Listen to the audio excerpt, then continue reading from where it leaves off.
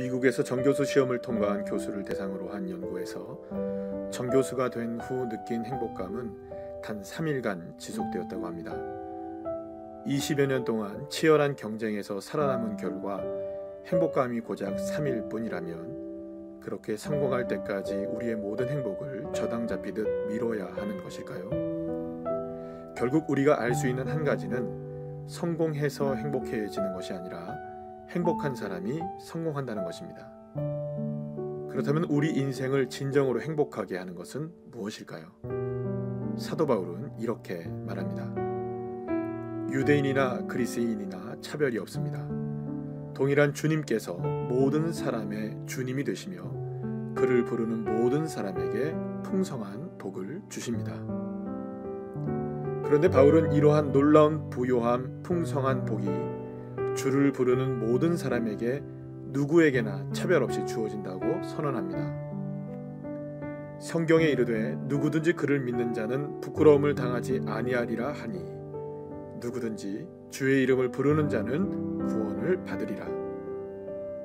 그렇다면 누구든지는 누구를 말하는 것일까요? 말 그대로 누구든지입니다.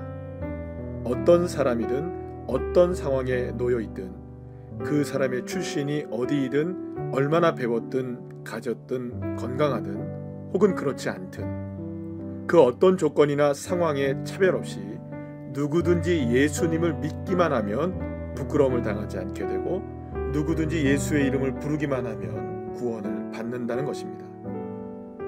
그렇다면 믿는다는 것은 무엇을 믿는다는 것일까요? 또 이름을 부른다는 것은 무엇을 부른다는 것일까요? 내가 만일 내 입으로 예수를 주로 시인하며 또 하나님께서 그를 죽은 자 가운데서 살리신 것을 내 마음에 믿으면 구원을 받으리라. 누구든지 믿기만 하면 되는 그 믿음은 하나님께서 예수님을 죽은 자 가운데서 살리신 것을 마음에 믿는 것이라 할 수 있습니다. 바로 예수님의 십자가와 부활을 믿는 것입니다. 그뿐이 아닙니다. 누구든지 예수님을 주님이라고 입으로 시인하면 그렇게 예수님의 이름을 부르기만 하면 구원을 받고 부끄러움을 당하지 않게 되며 부요하고 풍성한 복을 누릴 수 있게 되는 것입니다. 하지만 세상은 누구든지 이런 은혜를 누리며 살아갈 수가 없습니다. 구원을 받으려면 더 높은 곳으로 올라가야 하고 부끄러운 일을 당하지 않고 부요해지려면 치열하게 경쟁하고 영끌이라도 해야 하는 것이 이 세상입니다. 그러나 진짜 복음은 너무나 간단하고 쉽습니다. 어려운 것이 아닙니다.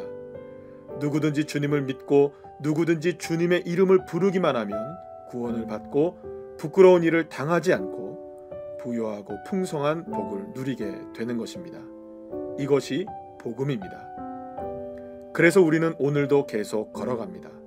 수없이 넘어져도 수없이 깨어져도 실패해도 오늘도 주님을 믿고 주님을 부르며 계속 걸어갑니다.